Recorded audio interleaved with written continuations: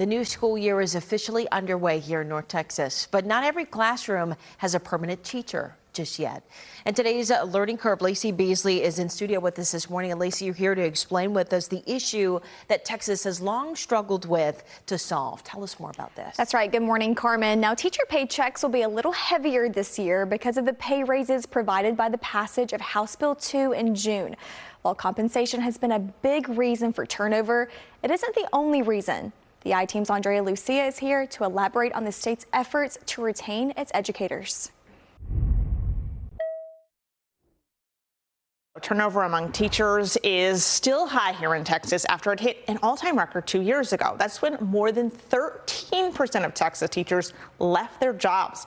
That same year, the governor commissioned a task force made up of teachers and administrators to look for solutions to the growing shortage. So yeah, I recently reached out to some of the local teachers who served on that committee to see what came of it.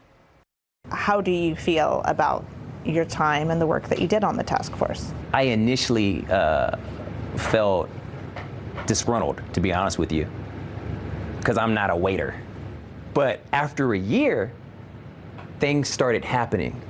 The wheels started moving faster and faster. A teacher at Dallas ISD's Burnett Elementary, Eric Hale, was one of 46 people from across the state chosen to serve on the governor's teacher vacancy task force from 2022 to 2023.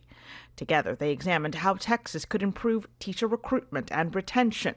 And they created a list of recommendations broken into 3 categories: improving teacher compensation, improving teacher working conditions, and improving teacher training and support. I was specifically involved with compensation. Teachers across the state were tired of, that boys.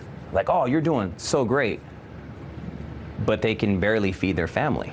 The task force recommended both an increase in overall teacher pay and investing in programs like the teacher incentive allotment, which aims to reward higher performing educators with higher salaries. In the last decade, Hale, a one-time Teacher of the Year, says those incentives have allowed him to more than double his salary.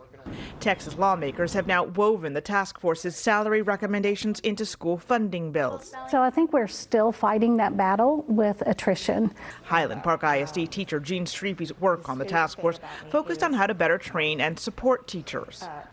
The task force also recommended establishing a teacher residency pathway, something Streepy was able to help get accomplished already as a member of the State Board of Educator certification. We have codified a residency program pathway for new teachers. It's a whole new pathway where teachers are in the classroom for an entire year working alongside another mentor teacher rather than having a classroom of their own.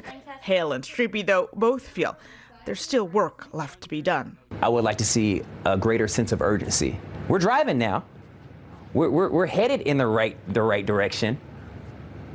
We're just not getting there fast enough.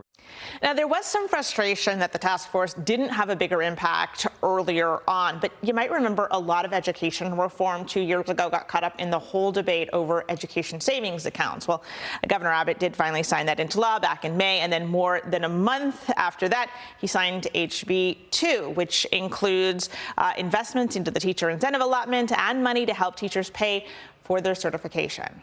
Perfect. Thank you, Andrea, for that report. Well, if you're a teacher, we'd love to hear from you. We want to hear what's working and what our state and local district needs to do better. So you can send us a tip anytime at texaseducation@cbs.com.